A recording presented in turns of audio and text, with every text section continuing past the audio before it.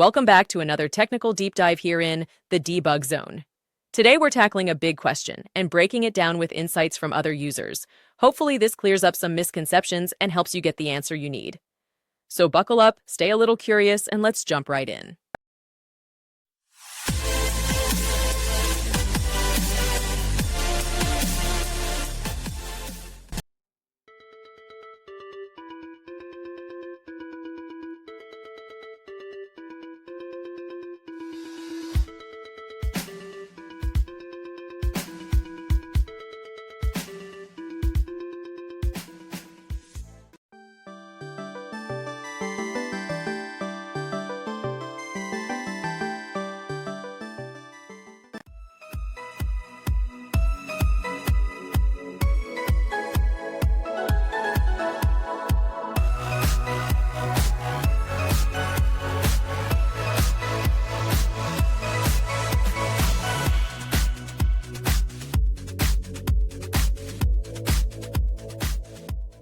And that's a wrap.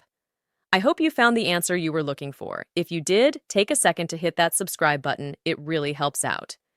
And let me know in the comments which solution worked best for you. See you next time in the debug zone.